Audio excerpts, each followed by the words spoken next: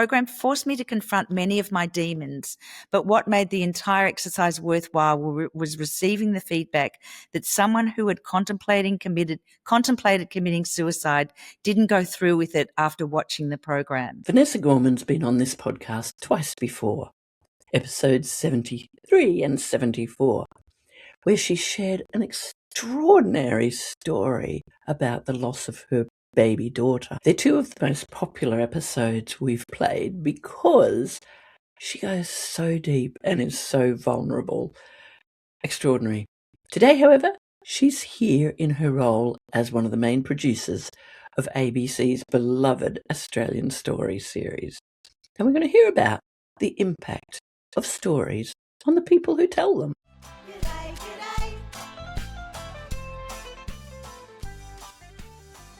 Vanessa, you're back. We're going to talk about your job as producer of Australian Story, one of my favourite ever shows. And this is putting you in a quite different position because you're normally the one doing the interviewing. Yes, I am. And there's a very good reason, Tony, for that. I always feel much more comfortable being the one that asks the questions rather than has to answer the questions. Well, often on Australian Story, we're telling the story of ordinary people who've been through something extraordinary, or we're telling kind of extraordinary people and who've sort of done extraordinary things in their life. Sometimes it's true crime. It's such a wide range of things, but we're often telling stories about people who have been through adversity. I mean, some wag called Australian Story award-winning misery at some point. And because we do tell stories of ordinary people who go through, an accident or an illness or a loss. And you can't help but be kind of inspired by the journey people go through and how they pick themselves up from their worst day or month or year or whatever and rebuild their lives. It's such an incredible kind of pleasure to pleasure is probably the wrong word. It's such a privilege actually to hear their stories. You shared one of those stories with me about a policeman, so I thought this might be a good place to start. So this was a story that I did about an Australian Federal Police officer called Grant Edwards. And when we were filming Grant Edwards, first of all, he is a mountain of a man. I have a hilarious photograph of he and I on the top of a mountain, and he's like twice the height, and he's just a big, strong bear of a man. And when we were filming with him, he was actually head of the Americas, which is a very high-ranking federal police position. And in his federal police career, he had to look at sort of child abuse material that would scar any of us. And he often sort of looked at the worst stuff to save his staff from doing it. He had done a tour to Afghanistan, possibly two. Afghanistan then was a very dangerous place. And so he had spent a year, with that feeling that possibly you might die at any moment, and he had developed PTSD. And so at some point he got close to suicide. He felt like if he admitted that he had this kind of weakness, and I'm putting up my fingers in parentheses there, that he might lose his security clearance, he might lose his kind of weapon clearance, all those things as an AFP officer, and eventually I think when it got so bad, he sought help and he sought help to kind of deal with the PTSD, and he sought tools. And then he did a very brave thing in actually coming out and admitting that he'd had PTSD. And he did that to kind of help other service people and AFP officers, police, and to kind of understand that you can be You can be a big, tall, guy, a policeman at the top of your field, but you can still feel the vulnerability of PTSD. Now, the interesting thing was that Grant Edwards was officially a strongman. So he had a career in the 80s and 90s as this strongman. Like, there are these strongman competitions, and he had sort of traveled the world, and there'll be Turkey's strongman and Australia's strongman and America's strongman, where you're kind of hauling huge barbells around the place. It's a big competition. And he'd also done those stunts where, there's one guy out on the tarmac hauling a jumbo jet and, hauling a semi-trailer. And we filmed him in Canberra, literally within cooey of Parliament House, hauling a semi-trailer, pulling a semi-trailer kind of along this road, and that weighed like massive amounts of tons. And so this was a strong man. And I think this was a strong man who had felt very weakened by what he had been through. And Grant, I think in the course of doing the story, we had been able to kind of recognize, the both of us had been able to recognize that actually being vulnerable about what you're going through and admitting that publicly is actually a great strength. And it's a great strength because you give a gift to other people. You give them a gift, and so you sort of say, look, if I could get this, you could too. Big, strong guy like me, look, I can haul a semi-trailer, but, I got close to ending my life. And Grant ended up in I'll just read this sweetest little bit. He ended up writing a book after our story, and he said, when she finished hearing my yarn, she was one of many people who helped me realize that what I'd long perceived as weaknesses in some aspects of my life were actually strengths. And this was a breakthrough moment for me and Lordy. Lordy is his lovely wife. And then he said, the program forced me to confront many of my demons. But what made the entire exercise worthwhile was receiving the feedback that someone who had contemplated committing suicide didn't go through with it after watching the program. And he had told me that someone was close to ending his life when the program aired and watched it and changed his mind and got help instead of ending his life. And so that is a lovely outcome. Yeah, I think vulnerability is way underrated. Because I do a lot of work with leadership, I see again and again that the leaders who are willing to become vulnerable to their team and actually admit how badly they're doing or what they're struggling with or what areas of weakness they have, what strengths they don't have, that's when the team gets moving and productive. It's almost like a magic power.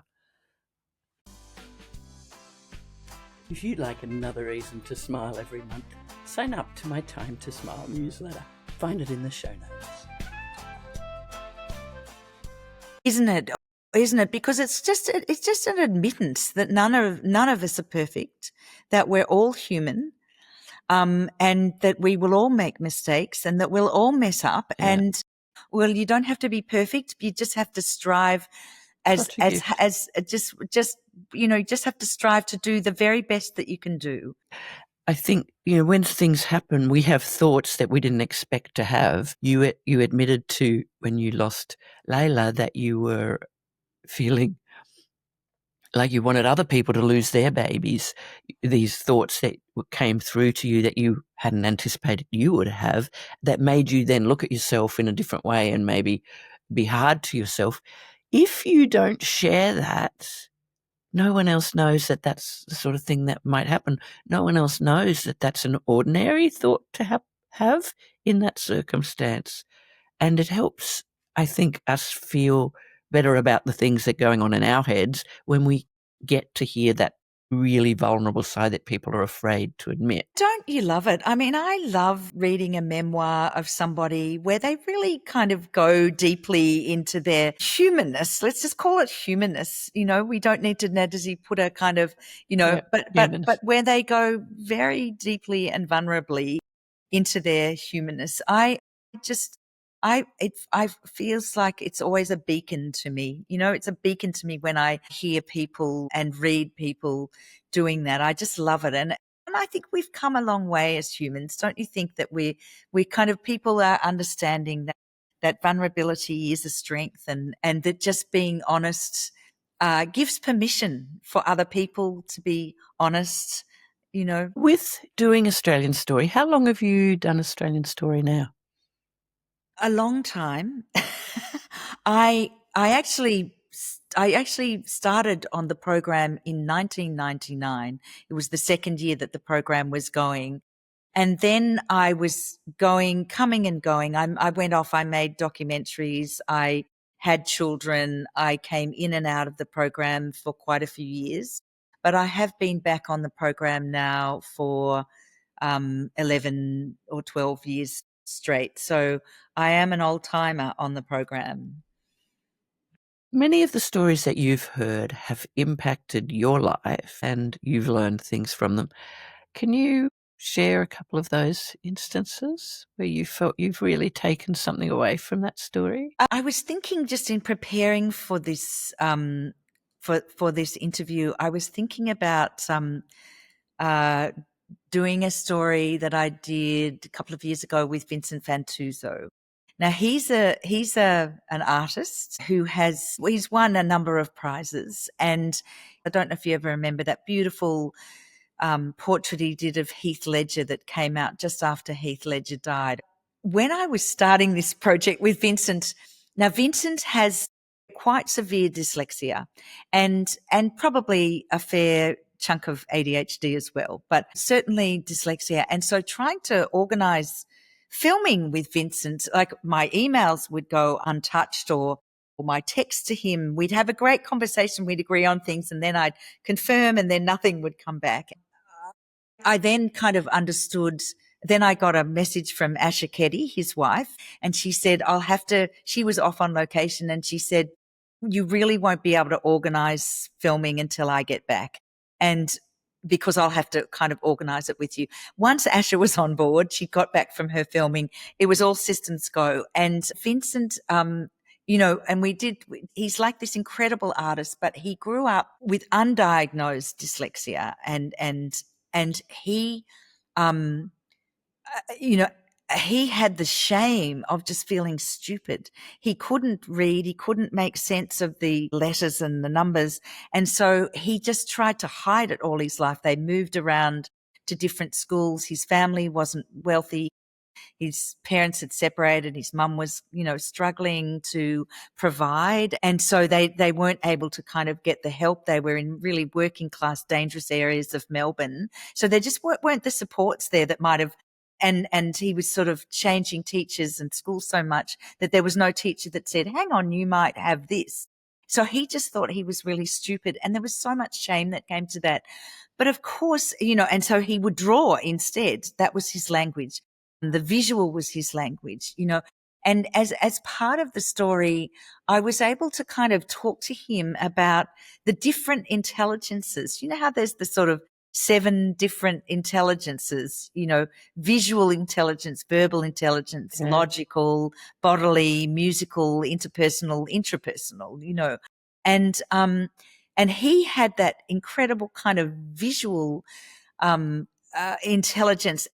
It was like, and these processes always go on together with the subjects. I don't walk in there kind of going, oh, I know all about your life. We're sort of exploring these seams in their life. And I was exploring the shame that he felt, because that was a big thing. And then how he came out of that, and how he found his way to, being this amazing artist. And I really kind of recognized that he just had an extraordinary brain, but it just looked different from everybody else. I just pulled out a couple of quotes from that story. I mean, this is Vincent talking about himself. I'll go to the supermarket and I'll buy beans instead of tomatoes. You lose everything. You forget everything.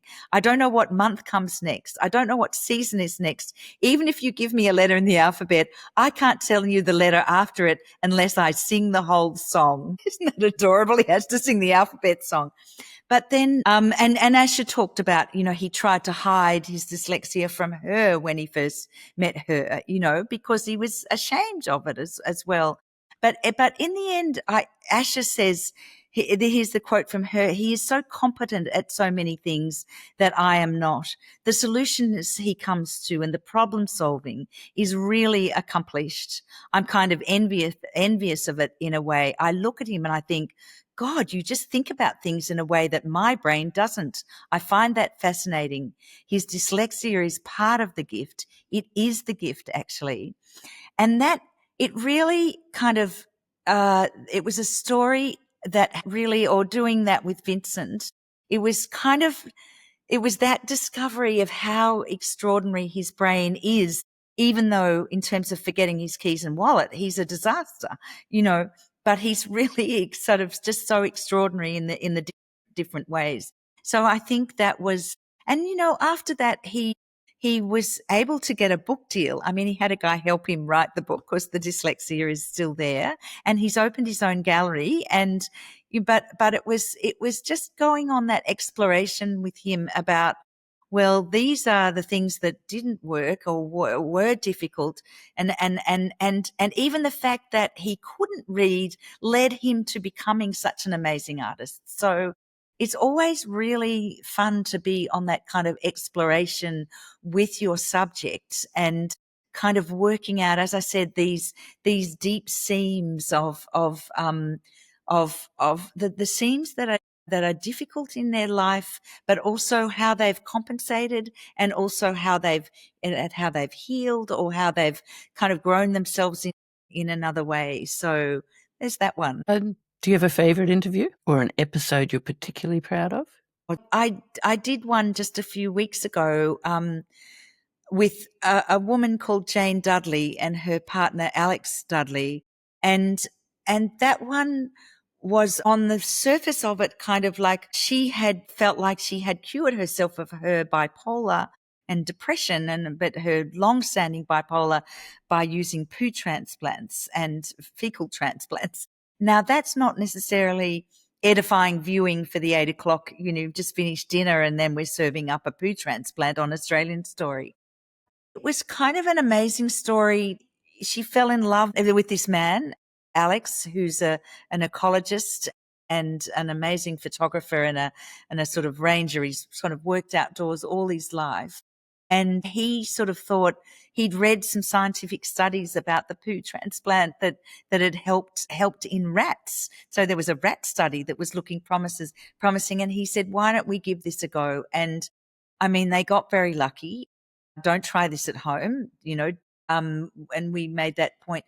But just to see this woman go through from being hospitalized a number of times with manic episodes and being so depressed that she wanted to end her life over so many years, and see her sort of get well and be well, and again kind of want to change things for others, So that was one that I did recently that I really enjoyed, kind of going on that exploration with them as well. Again, with them, they live in a small house way out past Inverell. But it's such a wonderful journey that you go on with your subjects, really. Yeah. And like this is part of the importance of what you actually do and what Australian Story does so well, bringing up these things. Just because you did that story and you fought for that story, that wasn't something readily given. People didn't necessarily rush to want to do a poo story. Yet, because you did that story, there will probably be research done because it attracted some interest through that story. And I think that's a really good illustration of the importance of telling the stories that we've got is that stuff happens out of those stories. Yeah, I mean, we are part of we're part of, what do you call it at the ABC? We're part of the news and current affairs department. We're not part of the sort of features department. So we are part of current affairs, and the lens of Australian Story is often that we're looking at a topical issue, but we're looking at it through the personal story or someone's journey through it. People kind of engage with as we're talking about, if someone is being intimate and if someone is being kind of vulnerable and honest, we relate to that, and we're more likely to sort of get involved than just hearing about an issue with a whole lot of talking heads and experts and whatever. Or a study or whatever. Or a study or statistics or whatever. If you watch someone going through whatever it is, and see their personal story, it's such a way that you can make change. And many of our programs on Australian Story have kind of helped bring change about. And that's a real privilege to feel like you can move the dial a little bit in some way. Wow. Yeah. Being on Australian Story for me opened doors because Australian Story has such high regard. People just revere the program. When I then wanted to start speaking about what I'd been learning, all I had to say for anyone to take me seriously was, I've been on Australian Story. And immediately I'm in a totally different category, which was incredible. The story you did on me was a very rare feel-good one. It was all feel-good, that one, wasn't it? Well, you're all about the feel good, Tony, and because Normally there's a bit more tragedy. That's right. That's right. And your film festival was all about positive films and films that made a difference. So that was what we were coming to film, your struggle to get a regional film festival on in Gympie that was all about a kind of showing films that had a really positive thing. So it was lovely. It was just kind of lovely to meet you and Phil. And, I think we probably tried to capture a bit of the struggle, because I think you put your house up as collateral and you took some risks to put that film festival on. And so we were sort of capturing some of that hardship and the difficulties and the craziness as it was on. Yeah. I think what people don't realise, and which I never realised when I watched Australian Story, is how long you are actually with the people. It's like you moved in for a while. It's like you'll come and then you're there for days and days. It's not just a couple of hours. Yes. And that's also, could be a cause of contention sometimes too, because it's it's funny. I was actually That was interviewing. wonderful. It does. It takes a long time. We do, a week or two, a couple of weeks of research. Sometimes the story's been kind of bubbling along somewhere. Research has been kind of, getting along. And then, we might film over a 2-week period. Sometimes we film over months, but just kind of come back and back. If there's something unfolding, we wouldn't be filming every day for months, but we would be coming in and out of their life. And it can be quite, taxing. And so we've got to try to be very sensitive to when we've outstayed our welcome. And just a funny little story. I did a story about that funny show, Race Around the World, and the participants that were on that. And Oh, yes. one of the women who won the first one of Race Around the World works with us now. She does the same job as me. She goes out and makes stories as a producer. And so we were filming an interview with her and filming some sequences with her around the house. And about sort of 3:00 in the afternoon, she said, "I cannot believe how much I want you to leave. I cannot believe how much I want you to get out of my house now." And she was just voicing probably what every other talent, what every other person that we're sort of doing filming with wants to say, but is too polite to say. She was like, "I can't believe how I want you to leave now, how much I've had enough of this now, So it can be quite taxing on people, but it is, it's worth it in the end. They're usually very happy with the Yeah. No, we didn't. You didn't want us to go?